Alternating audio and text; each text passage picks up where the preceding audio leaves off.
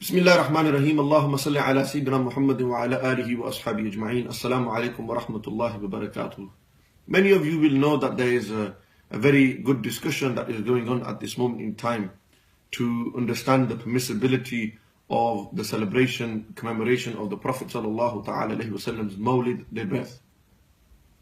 Imran Mansoor, who is known as AKA Da'wa Man, this individual has in the last few hours put up a video where he's took out a clip from one of the leading scholars of the Ahl Sunnati wal Jama'ah in the United Kingdom and internationally, Pir Saqib Shami. And in the clip, the Shaykh has mentioned and explained the verse of the Quran, قُلْ بِفَضْلِ اللَّهِ وَبِرَحْمَتِهِ فَبِذَلِكَ فَلْيَفْرَهُ هُوَ خَيْرٌ مِمَّا يَجْمَعُونَ, and explained that the fadl of Allah Ta'ala here is rahmat, and this is according to Sayyidina Abdullah ibn Abbas radiyallahu ta'ala anhuma. This clip has now been taken by Dawah Man, and he has put this onto his Instagram and said, look, they challenge us to prove the Mawlid from this, and I have his Instagram here as well open, the evidence to say that the Prophet's birth can be celebrated. They use it to say, Allah said in the Quran to celebrate his birthday. The first point I want to clarify, we have never ever said that the word fadl or rahmat denotes, or the murad of this is the birth of the Prophet ﷺ. That's never been said by us. This is a clear-cut lie attributed to us in regards to this matter and issue. That's the first point. The second point, they say, how do they use this verse as an evidence for Mawlid? Apparently they say rahmah here means the Prophet ﷺ, and Allah is saying rejoice over the Prophet. Then in brackets he's written, still not sure how that is an evidence to say celebrate his birthday, but anyways. I have with me a very notable book called I'rabul Quran al-Kareem. In here, when you open Surah Yunus and you have the verse قُلْ بِفَضْلِ اللَّهِ وَبِرَحْمَتِهِ فَبِذَلِكَ فَلْيَفْرَهُ هُوَ خَيْرٌ مِمَّا يَجْمَعُونَ. It explains what the ba comes for is what is mahzuf. وَأَصْلُ الْكَلَامِ لِيَفْرَهُ بِفَضْلِ اللَّهِ وَبِرَحْمَتِهِ فَبِذَلِكَ. And what is understood by this kalam is that لِيَفْرَهُ, rejoice. Farh comes for the meaning of be happy. Happiness, another synonym of this is rejoicing. بِفَضْلِ اللَّهِ وَبِرَحْمَتِهِ فَبِذَلِكَ. Then the jar and majroor is muqaddam, it's before the verb. Why does this come? لِإِفَادَةِ الْحَسَرِ, to create a meaning of hasr inside it. And then he continues further. Then summa, the fa has been added لِإِفَادَةِ مَعْنَ السَّبَبِيَّة, to come as the reason of sabab. This fa is for sabab. So what reason has this بِفَضْلِ اللَّهِ وَبِرَحْمَتِهِ been mentioned for? Or what reason should we be happy for? فَلْيَفْرَهُ فَبِذَلِكَ.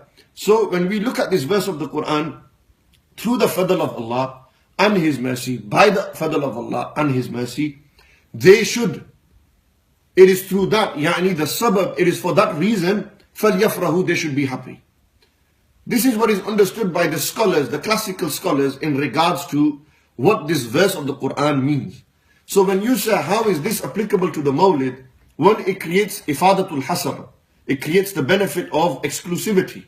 Yani for only that reason, for only the fadl of Allah and for the mercy of Allah subhanahu wa ta'ala, فَلْيَفْرَحُوا. It's a fi'l amr, it's a command. We know what the hukam of command is, it's wujub. It's necessary for you to show happiness. Happiness in what regards? For the fadl of Allah and His rahmah.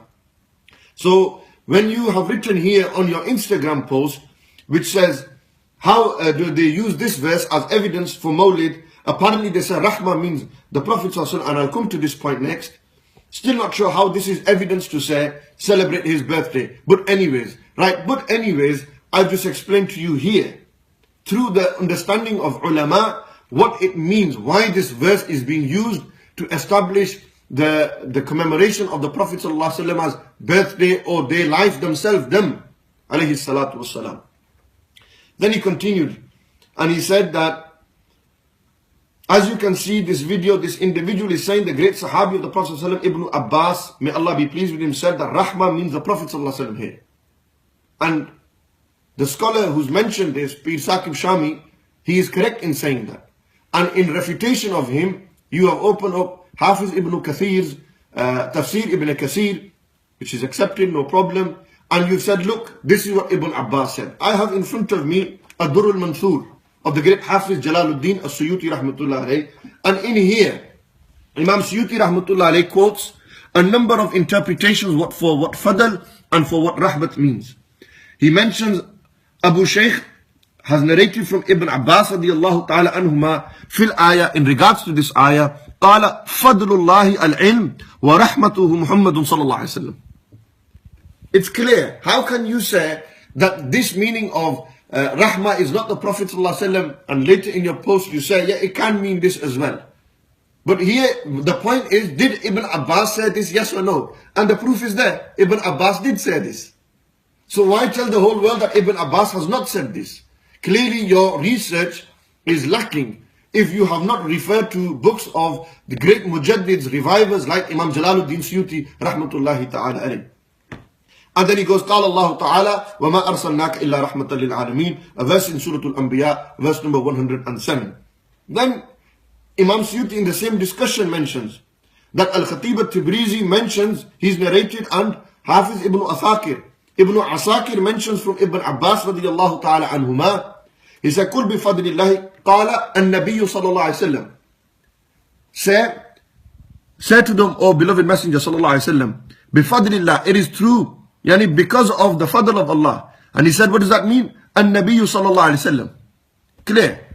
And then وبرحمته, Sayyidina Ibn Abbas in this opinion has said Ali bin Abi Talib radiyallahu ta'ala anhuma.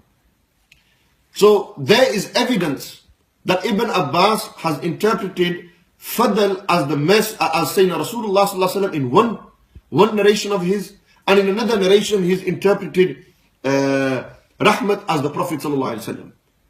And you said, I decided to double check the explanation. You decided to double check, I decided to triple check. And on this regard, the explanation of this ayah myself, I looked through Ibn Kathir and Al-Baghawi. I have Tafsir Al-Baghawi with me.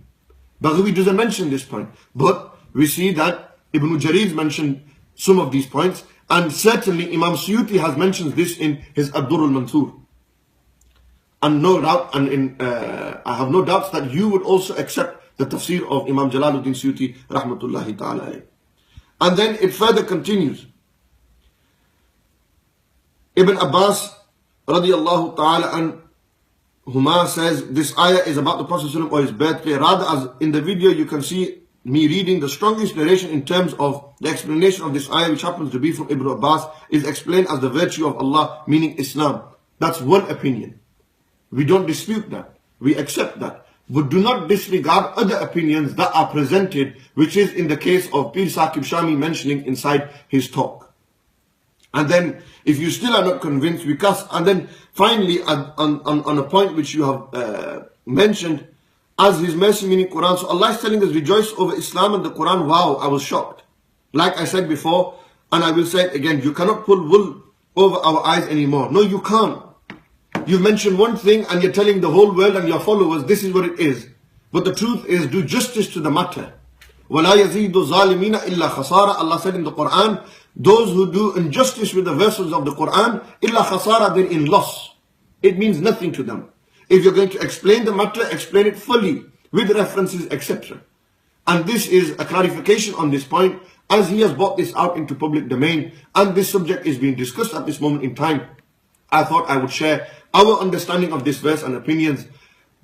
On come Monday, in a few days' time, inshallah, I will be doing an in-depth lecture on his points and clear refutation of what he has said in relation and against the Mawlid of the Prophet ﷺ. That's on Monday the 4th of January 2016, which is this coming Monday at 8 p.m. in Bradford Al-Hikam Institute. I hope to see you all there, inshallah. And the rest of the points that I'm going to mention, this point I mentioned now, I will also mention on Monday. But I will, inshallah, fully refute his points that he has mentioned against the Mawlid of the Prophet sallallahu alaihi wasallam. Allah Ta'ala give us tawfiq to see the truth. Jazakumullah khair. Assalamu alaikum wa rahmatullah.